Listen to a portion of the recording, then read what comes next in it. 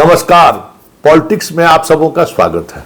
और आज हम जिस पॉलिटिक्स की चर्चा करने जा रहे हैं वो पॉलिटिक्स है कि टाइगर अभी भी जिंदा है। जी हां, और वो टाइगर कौन है जिसने सिर्फ अपनी उपस्थिति ही दर्ज नहीं कराई है, सामने वाले को एहसास करा दिया है कि अभी मैं जिंदा हूं और बिहार की राजनीति हमारे अनुसार चलेगी।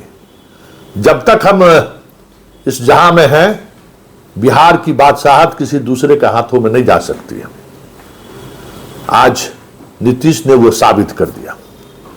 24 घंटे के इस क्लाइमेक्स में नीतीश ने जिस तरीके से बाजी पलटी है, कह सकते हैं कि नीतीश जैसा कोई दूजा नहीं। बिहार की राजनीति में कोई दूसरा चाणक्य नहीं, या यूं कह सकते हैं कि ये नीतीश को कह सकते हैं कि ये बाजीगर है। ये मैं इसलिए कह रहा हूं कि वो तमाम सीटें जो चिराग के खाते में डाल दिया गया था, वो राजगीर हो, हिलसा हो, तारापुर हो, राजापाकर हो, तमाम गाय घाट हो, तमाम ऐसे सीटें हो जिन सीटों को लेकर बड़ी बड़ी बातें हो रही थी। धुमल सिंह की सीट हो, मांझी हो, सब जितनी भी सीटें थी इस तरीके की सीट, सारी की सारी सीटें देने पर मजबूर कर दिया नीतीश कुमार ने। जो 9 सीटों पर नीतीश ने आपत्ति जताई थी, उसमें से 8 सीट इनको वापस कर दिया गया। और अब चिराग के सामने वो वैसा ही सीट है जहां उनको सीधे तौर पर आरजेडी से मुकाबला करना है।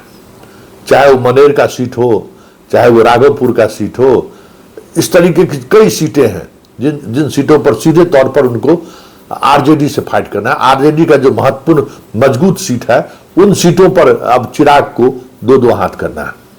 पता है ना, कहावत, गए थे छब्बे बनने, दुब्बे बन के लौट आए। दिल्ली में बैठकर हनुमान बनने चले थे और सोचे थे कि हम दिल्ली से ही बिहार की राजनीति साथ देंगे। तो उन्हें ये हमें लगता है कि उनको वो राजनीतिक नजरिया वो समझ नहीं रहा कि भाई अभी भी टाइगर जिंदा है। अब जो स्थिति है उसमें, उस स्थिति में यह साफ हो गया है कि इस बार चलेगी तो सिर्फ और सिर्फ नीतीश की। वैसे पॉलिटिक्स के जानकार का कहना है, या ये फिर संघ और बीजेपी का ये चरित्र भी है कि ये जो राजनीति आज उन्होंने 24 घंटे पहले किया, वो उनका चरित्र भी है। वो कोशिश करते हैं कि जो करना है ना, उस पर पहले टेस्ट करो किस तरीके की प्रतिक्रिया आती है। ये संघ का भी काम करने का तरीका है। और ये काम करने का तरीका है कि भाई सीट 29 सीट हम दिए, 101 या 29, ठीक है भाई, 29 उनको दिए, और 29 में ऐसा सीट देखो कि क्या प्रतिक्रिया होती है। तो मांझी मान गए, उनके पास विकल्प क्या था?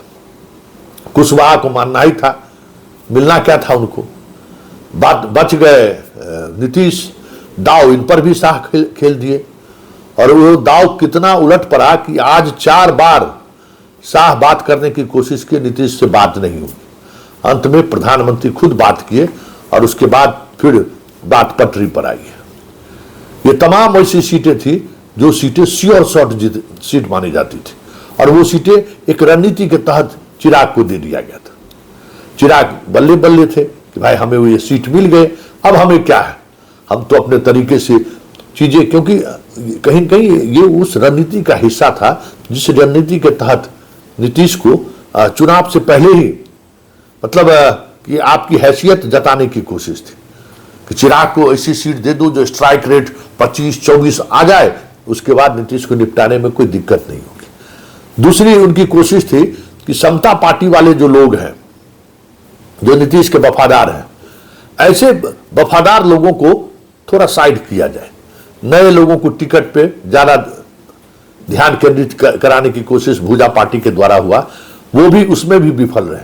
नीतीश खुद कमान संभाले, और अब जितने विनय चौधरी जी को, अजय चौधरी जी को बेनीपुर से टिकट दे दिया गया, मतलब जितने खास नीतीश कुमार के थे, मुखिया को टिकट यहाँ से आपको अपने नालंदा से उन्होंने दे दिया। सब वो सीटें, जो सीटें कह सकते हैं कि हासिल करके नीतीश को अंगूठा दिखाने की रणनीति बना रहे थे चिराग, कहिए तो औंठा दोनों काट लिया नीतीश कुमार ने। अब देखना दिलचस्प होगा कि हनुमान अब करते क्या है। देखिए, बिहार की सियासत में जो काम रामविलास पासवान नहीं कर पाए, वो काम चिराग करने चले थे, और वो भी नीतीश और लालू के रहते हुए। ये पूरी स्क्रिप्ट जो चीजें सामने आई, रात में अफवाह फैला या रात में ये खबर फैलाई गई कि संजय यादव की मुलाकात हुई है और उसके बाद कांग्रेस से बात हुई है नीतीश की, कई तरह की खबरें चली ना। कुछ खबरें प्लांटेड भी होती है, कुछ खबरें एक रणनीति के तहत चलवाई भी जाती है। जैसे 243 की बात खबर हमने ही चलाई थी, वो भी एक कहीं न कहीं एक नैरेटिव था जिसको जदयू साधना चाहती थी, और हम लोगों तक वो खबर पहुंचाई। ये जैसे ही एक बात समझ लीजिए, बिहार की राजनीति में कभी ये नहीं नीतीश चाहेंगे कि लालू खत्म हो जाए, और कभी लालू नहीं चाहेंगे कि नीतीश खत्म हो जाए। जैसे ही यह बात हुई, खबर चली और बीजेपी की बेचैनी बढ़ गई कि आरजेडी से कहीं बातचीत तो नहीं शुरू हो गया है। तब तक भुजा पार्टी को थोड़ा दूरी बढ़ा दिया गया, मुख्यमंत्री आवास से एंट्री के लिए थोड़ी देर के लिए रोक लगा दी गई। फिर क्या था, सब कुछ आज समर्पण की मुद्रा में आ गए।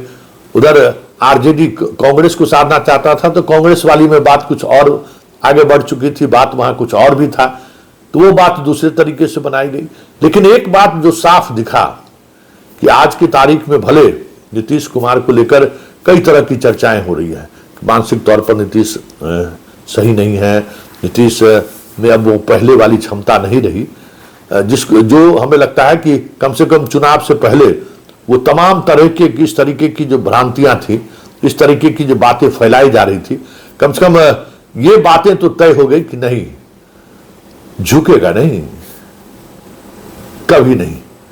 और ये इनका कह सकते हैं कि अंतिम समय में, चुनाव के टिकट बंटवारे के अंतिम समय में जिस तरीके से मजबूती के साथ नीतीश कुमार ने अपनी उपस्थिति दर्ज कराई है, जल्द देखिएगा किसी मंच से बीजेपी के प्रधानमंत्री या देश के प्रधानमंत्री